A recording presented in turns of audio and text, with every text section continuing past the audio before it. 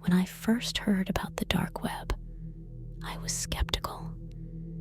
Everyone had stories to tell about the hidden underworld of the internet, where the strange and dangerous lurked.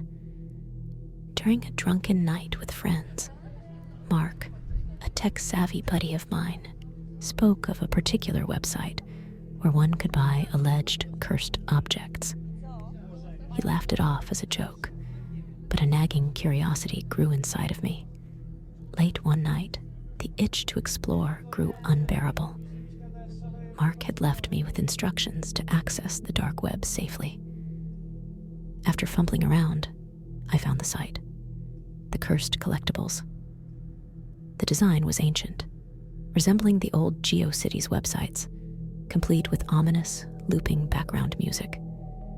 Scrolling through, most items seemed like gags, haunted dolls, cursed trinkets, and such. But one object stood out, a small, ornate wooden box with elaborate carvings. Its description read, "Beware, only for the most daring. Once you break its seal, there's no turning back." The price was high, far more than any other item on the site. I didn't care. The allure was too great. I purchased the box. A week later, a package arrived. It was much heavier than expected. The exterior was wrapped in aged paper, on which verses from the Bible were scrawled in languages I didn't understand. It seemed as if the writings were there to imprison whatever lay inside. With a mix of dread and excitement, I broke the seal and opened the package. The box was far more beautiful in person, dark wood with shimmering, intricate carvings. A strange warmth emanated from it, and I could swear I felt it pulsating. That night, odd occurrences began. My dreams were plagued by visions of shadowy figures whispering foreign lullabies. The air grew colder, and lights flickered. Objects moved of their own accord. One night, I awoke to find the box open, its contents missing. Desperate, I scoured the dark web forum for answers. A user named Liberatus messaged me, claiming to be an expert in cursed artifacts.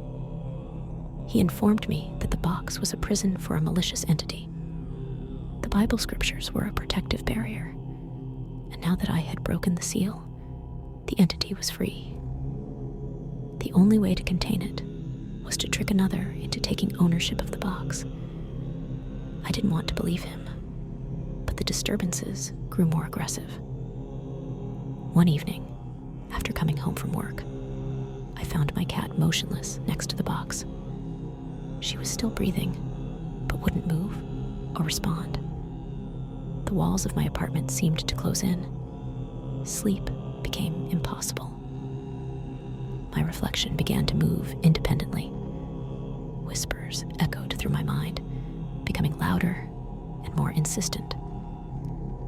In my desperation, I recalled an acquaintance, Jake, who had shown interest in the box after hearing my stories.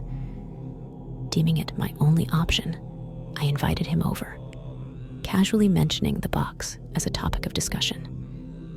Jake was intrigued.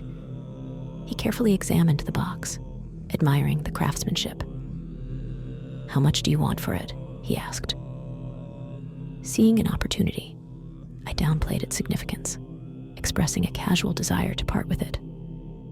"Honestly, you can have it. It's just collecting dust." Jake was thrilled. He insisted on paying, but I declined, relieved to be rid of it. That night, I slept soundly for the first time in weeks. The disturbances ceased, but the cost of my relief weighed on me. I had passed on the curse, setting an innocent person on the path I had barely escaped. Months passed. One day, a news story caught my attention. A local man, identified as Jake, had disappeared from his home. The only thing out of place was an ornate wooden box left in the center of his living room. Deep down, I knew the truth. The cursed box had claimed another victim. It was only a matter of time before it found its next owner, continuing its cycle of terror. And I had played a part in its malevolent journey. Thank you for listening to Storyteller's Realm of Fear. I hope this tale has sent shivers down your spine and made you question the mysteries that lurk in the darkness. In these uncertain times, it's crucial to stay safe and vigilant, especially during the night walks that beckon curiosity.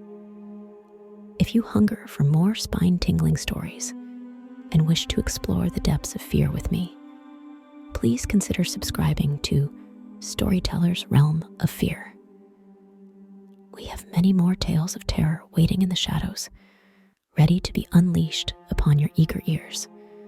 Until then, may your nights be peaceful, your dreams undisturbed, and your footsteps cautious when venturing into the unknown. Fear, after all, is a doorway to a world of mysteries best approached with caution.